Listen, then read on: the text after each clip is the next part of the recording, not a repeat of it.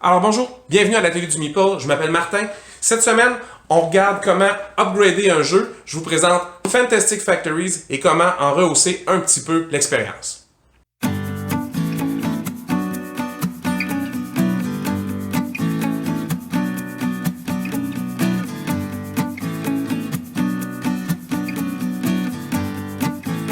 Alors aujourd'hui, Fantastic Factories. Fantastic Factories, c'est un jeu où on va construire un petit engin qui va nous permettre de jouer avec les dés et les résultats des dés pour arriver à faire de la production. C'est un jeu où la thématique, c'est de construire des usines, des industries, toutes sortes de choses. Et ça a un petit look limite un peu Lego au niveau de la présentation. Alors, c'est un jeu de dés. Alors, vous vous souvenez, je vous avais déjà parlé, hein? Ça vient pas avec le petit sac, vous allez devoir en acheter un si vous voulez, mais les dés, c'est toujours mieux quand on les garde dans les sacs. Alors, il y a des dés de toutes les couleurs. Chaque joueur se prend une couleur de dés. Alors, disons que je prends les dés jaunes pour jouer. Les dés verts, rouges, mauves et bleus sont pour les autres joueurs. Et les dés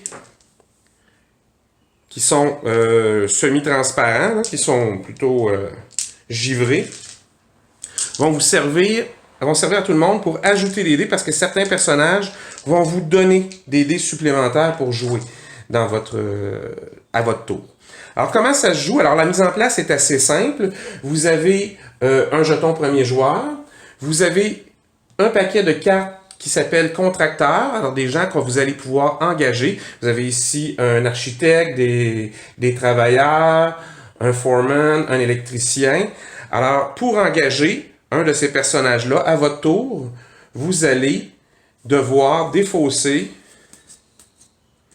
une carte dont le logo, alors les logos sont ici dans le coin, comme ça, correspond à la colonne.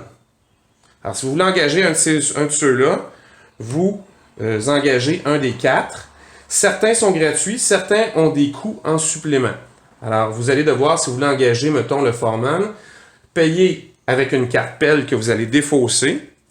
Alors, une carte pelle, c'est les roses comme ça. On va créer une zone de défausse juste à côté ici.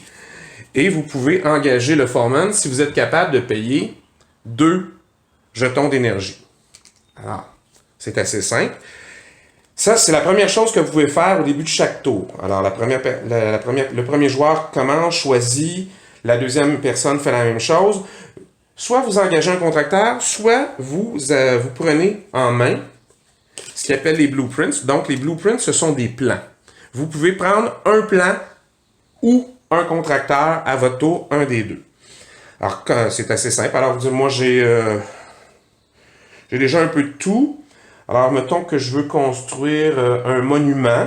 Alors, les monuments ont des conditions spéciales parce que quand vous allez construire, je ne sais pas moi, une usine de batterie, ben vous ne pouvez pas construire 2 usines de batterie. C'est seulement une dans votre ville à vous, usine de batterie. Sauf si vous construisez certains monuments. Les monuments ont des conditions spéciales. Alors, celui-ci vous dit que vous pouvez construire plus d'un obélisque. Parfait. Ici, c'est un beacon. Alors, le beacon va vous dire, ben le premier beacon vaut 2 points, le deuxième vaut 3, fait que si vous en avez 2, ça fait un total de 5. Alors, ça augmente à chaque fois plus vous en construisez. J'ai gagné ma dernière partie grâce au beacon. J'en avais 3, ça a fait 9 points, ça a beaucoup aidé à prendre de l'avance. Alors, vous prenez en main, je sais pas, je vais prendre le biolab. Alors, on remet ici une autre carte pour le prochain joueur. Alors, on fait le tour comme ça. Une fois que tout le monde a fait l'étape du marché, on fait l'étape du travail. Alors, à l'étape du travail, vous allez prendre les dés, lancer les dés, et vous allez pouvoir choisir quoi faire avec vos dés. Alors, pour vos dés, c'est assez simple. La phase de travail, tout le monde la fait en même temps. Alors, ça élimine qu'il y ait beaucoup de perte de temps dans le jeu. Alors, le temps qu'on choisisse, c'est un après l'autre, en commençant par le premier joueur. Après ça, tout le monde lance les dés en même temps et tout le monde vient les placer. Alors, ceci est votre plateau de jeu à vous. Vous pouvez mettre les dés à 3 endroits. Vous pouvez mettre n'importe quel chiffre de dés ici pour ramasser des cartes du paquet ici où il y a des plans. Si jamais vous mettez, comme ici j'ai 2 6, si vous venez mettre les 2 6 ici, ben vous pourrez prendre un plan, 2 plans et un troisième. Parce qu'à chaque fois que vous mettez ici 2 dés de même numéro, vous avez plus 1. Alors, dépendamment de l'action que vous allez prendre. Ici, vous mettez 3 dés. Si j'avais 3 dés qui avaient la valeur 6, alors je pourrais prendre 1, 2, 3 plans, plus, vu que j'en ai mis 3 pareils, plus un extra de 2 cartes. Donc, je pourrais prendre 5 cartes ici. Ça, c'est pour les cartes de plan. La deuxième section, c'est pour générer de l'énergie. Ici, vous pouvez mettre que des chiffres, des dés 1, 2 et 3. Alors, si vous mettez le chiffre 3 et le chiffre 5, ben, vous allez ramasser 8 jetons d'énergie. Si vous avez 2 jetons 3, ben, vous allez ramasser 6 énergies, mais comme vous en avez un de plus, vous avez toujours votre plus 1. Alors, c'est assez simple. La dernière section, c'est pour mettre pour aller chercher du minerai de fer pour construire. Alors, c'est des 4, 5 et 6. Alors, si je mets un 4 et un 5 et un 6, pardon, ça vous donne 2 minerais. Mais si j'avais 2, 5, ça serait 3 minerais. Parce que j'aurais mon extra plus 1. Puis si vous en mettez un troisième 5, bien, ça me fait 3 minerais plus 2 parce que vous en avez mis 3 pareils. Alors ça, c'est un petit engin que vous allez essayer de faire fonctionner pour jouer les cartes. Après ça, une fois que vous avez placé vos dés, vous pouvez construire autant de cartes que vous voulez. La seule chose, c'est que si je veux construire le Biolab, alors le Biolab, c'est intéressant parce qu'à chaque fois que je roulerai un 1, je pourrais le mettre ici plutôt que sur le plateau à gauche. Bien, chaque fois que je vais mettre un 1 dessus, je peux dépenser un jeton d'énergie et je gagne ce qu'on appelle une marchandise. Mais pour pouvoir construire, je dois l'avoir dans les mains et je dois défausser une carte qui a le même symbole. Alors ici, le symbole, là j'avais 2 biolabs et de toute façon, je ne peux pas construire 2 biolabs. Alors je construis lui, mais ça pourrait être n'importe quelle autre carte qui a ce symbole-là ici. En plus, je devrais dépenser pour le construire un jeton de fer et 3 jetons d'énergie. Une fois il pourra être dans ma ville. Alors l'important, c'est de construire. Ça, c'est les symboles à défausser, les coûts de construction. Et ici, en haut à droite, c'est les points de victoire que va vous rapporter le Biolab. Alors le Biolab, en soi, il vaut 1 en partant. Quand je le joue, si je mets ça comme ça et que je dépense une énergie, je gagne automatiquement un jeton de production. Alors, j'ai produit un bien de consommation. Vous pouvez le mettre, les autres, ils suggèrent de les mettre dessus, vous pouvez les mettre juste au-dessus. Ça permet à tout le monde de voir, parce que c'est de l'information publique, ce que vous avez construit. Alors, si jamais vous aviez engagé quelqu'un, comme les travailleurs ici, ça se joue immédiatement tout le temps. Alors, vous engagez quelqu'un, vous payez les coûts, 3. Alors, vous pouvez ajouter 2 dés de plus. Alors, vous prenez 2 dés de plus. Fait qu'en plus de vos dés, vous allez jeter 2 dés transparents. Alors, vous allez pouvoir faire plus d'actions. Par contre, vous n'aurez pas pu acheter un plan. Et ça aussi, c'est défaussé à côté tout de suite quand c'est utilisé. Parce que aussitôt que vous en prenez un, ça tombe bien, c'est exactement la même chose qui revient. Alors, pour gagner la partie, c'est assez simple. C'est la première personne qui aura construit 10 cartes. Okay? Donc, 10. Ça peut être toutes sortes de choses. Ça peut être vraiment des usines, comme ça peut être des monuments, comme ça peut être... Il y a quelques types de production. Alors, toutes les cartes qui ont un bandeau bleu, comme celle-là en haut, vont vous donner la production de produits. Alors, c'est important parce que aussitôt que quelqu'un fait 12 produits ou construit 10 constructions, quelles qu'elles soient, ça met fin à la partie. Et là, il y a un dernier tour qui se joue pour tout le monde. Puis une fois que tout le monde a joué une dernière fois, on compte les points. Vous allez compter les points, c'est assez simple. Les points c'est le nombre de produits que vous aurez construits. Alors vous, si vous n'êtes pas rendu à 12 assez vite, vous n'en avez peut-être pas déjà 12. Et chaque point va compter à la fin pour chacun des bâtiments. Alors, les monuments, lui vaut 3, lui, dépendamment combien il va en avoir, va valoir le point d'interrogation. Alors, vous allez voir la légende. Alors, la première personne qui construit 10 cartes ou qui arrive à 12, déclenche la fin de la partie. Il restera un dernier tour à jouer. Alors, pour les cartes qui ont un bandeau rouge, j'en ai. Alors, les cartes avec les bandeaux rouges, c'est un centre d'entraînement. Ça vous permet de modifier. Alors, c'est des cartes qu'ici, si vous dépensez une énergie, vous pouvez modifier un jeton, un dé, de -1. Alors, il peut descendre de 1. Ça vous permet de le mettre ailleurs puis de faire autre chose avec. Tous les bandeaux jaunes, comme celui-ci. Alors, les bandeaux jaunes vous permettent de construire soit du métal ou de l'énergie qui va vous aider à faire d'autres choses, à faire de la production, tout ça. Et les monuments, c'est des monuments de prestige. Alors, dans les monuments de prestige, les points sont différents, comme je l'ai expliqué un petit peu tout à l'heure. Il reste aussi des effets spéciaux. Alors, les bandeaux mauves, comme le laboratoire ici. Alors, l'effet spécial, c'est à chaque fois que vous ramassez une carte bleue, donc une carte de plan, vous gagnez automatiquement un bien que vous avez produit.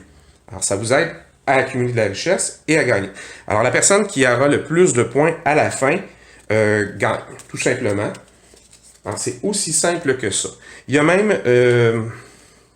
un mode solo très intéressant. Alors, dans le mode solo, vous allez prendre, c'est vous qui prenez 4 dés blancs. Vous allez jouer avec les dés blancs. Et vous allez prendre un dé de chaque couleur pour l'automa. Et dépendamment de ce que l'automa va rouler, alors si c'est un dé vert qui a entre telle et telle affaire, vous faites telle action, ça va des fois enlever complètement la rangée, tout le kit. Alors, l'automa, il va rapidement construire des choses et c'est exponentiel. Plus sa game avance, plus il construit des choses et plus vous devez le rattraper. En tout temps, vous pouvez dépenser soit une énergie ou un métal pour complètement défausser, parce que donc il n'y a rien là-dedans qui vous intéresse. Alors vous prenez votre énergie, vous la mettez là, et vous révélez 4 autres cartes. Alors ça permet, tous ces jeux là où il y a des cartes et que le moteur c'est de voir des cartes, d'aller chercher des cartes. Ceux qui ont joué à Wingspan le savent. Faut faire rouler les cartes. Alors, plus on fait rouler les cartes, plus on les voit passer, plus on a le moyen de se trouver des petits trucs qui sont complémentaires. Alors, c'est quelque chose qui vous fait de l'énergie, puis que vous êtes capable de transformer l'énergie en bien, bien, ça va juste plus vite. Alors, ça vous donne un aperçu de comment se joue Fantastic Factories. Petit détail que j'ai oublié de vous dire dans la présentation. À la fin de votre tour, alors, tout le monde choisit à tour de rôle une carte dans une des deux rangées. Ensuite, vous lancez vos dés. Vous récoltez beaucoup des fois d'énergie, beaucoup de métal. Mais c'est important, à la fin de votre tour, vous devez défausser les jetons de métal ou d'énergie à 12. Vous avez un maximum de 12 jetons possibles avec vous. Ça compte pas les produits que vous avez fait, là, les petits cubes. Là. Et le nombre de cartes que vous avez en main, c'est-à-dire les cartes avec les cartes bleues, alors les cartes blueprint, les cartes de plan, eux, vous avez un maximum de 10 dans votre main. Alors c'est bien important à la fin de votre tour, quand vous arrivez, vous avez fini, avant de recommencer la phase du marché, vous devez vous assurer que vous défaussez, si vous avez un excès, jusqu'à 12 jetons et 10 cartes. Important. Alors, pour ceux qui ont déjà vu certaines de mes autres vidéos, vous savez que j'aime pas tellement les petits sacs de plastique. Alors, première façon d'améliorer le jeu, ce serait le sac pour les dés. Moi, officiellement, là, je préfère toujours placer mes dés dans un sac qui a de l'allure. Il y a de l'espace dans le fond la boîte, parce que la boîte vient avec un insert que j'ai pas été obligé de faire. Je vous montre. Alors l'insert est là, les plateaux de jeu. Vous pourriez mettre les dés dans le fond ici, il n'y a pas de problème. Mais quand on met les dés dans le fond là, ça laisse pas beaucoup d'espace pour mettre les autres ressources du jeu. Mais ça se fait. Alors ça, comme je vous disais, des fois ça vaut pas la peine d'en faire, il y en a déjà fait. Vous pourriez mettre des sleeves, alors des plastiques sur les cartes. C'est pas un jeu, c'est pas un jeu de 100$, là, puis c'est pas un jeu où on brasse énormément les cartes. Alors j'ai pas senti le besoin de mettre des protecteurs en plastique sur les cartes. Elles sont déjà très plastifiées. Ça va être assez intéressant à manipuler de toute façon comme ça. Deuxième chose, souvent, quand on joue à des jeux, on a tendance à faire des paquets avec les ressources, puis les gens vont les chercher. Alors, j'ai besoin de 2 métals, je remets 2 métals. J'aime beaucoup le petit cup à muffin en silicone. C'est léger, c'est mou, on n'a pas peur de le briser, et c'est très efficace pour mettre les ressources sur la table. Et à la fin, quand vient le temps de ranger, c'est tout simple. Voilà, c'est fait. C'est prêt à être rangé. Dernière chose que je voulais vous parler, c'est qu'il y a toujours moyen d'upgrader les ressources d'un jeu. Ici, on nous présente la production, les produits qu'on fait par des caisses. Alors, je ne sais pas si on voit très bien sur le dessin, comme ça ici. Vous voyez, c'est des petites caisses qui sont dessinées. Alors, vous pourriez très bien, une caisse, 2 caisses, là, c'est pas super sorcier. Mais comment upgrader sans que ça coûte trop cher? Bien, souvent, c'est de récupérer ce que vous avez déjà upgradé. Alors, disons que vous aviez un jeu qui venait avec des cubes. Et que plutôt que d'avoir des cubes orange, bien, vous avez choisi l'édition Kickstarter où vous avez commandé des ressources, mettons, de citrouille pour remplacer les cubes orange. Bien là, il vous reste des cubes orange. Ça pourrait être des cubes bruns qui ont été remplacés dans un jeu par des ressources qui ont l'air d'une branche de bois, par exemple. Alors, c'est une façon très efficace, après ça, de prendre vos petits sacs de cubes que vous ne savez plus trop quoi faire avec, et de remplacer, particulièrement dans un cas comme ça, où ça représente une caisse, ça représente un cube. Alors, ça ferait très bien l'affaire, et ça ne coûte pas plus cher. Vous aviez upgradé un autre jeu, puis vous vous servez de ce que vous auriez, sans nécessairement les jeter, mais ce que vous n'utilisez plus pour le remplacer. Alors, ça peut augmenter, et de loin, l'expérience de jeu. C'est pas grand-chose, mais ça fait la job.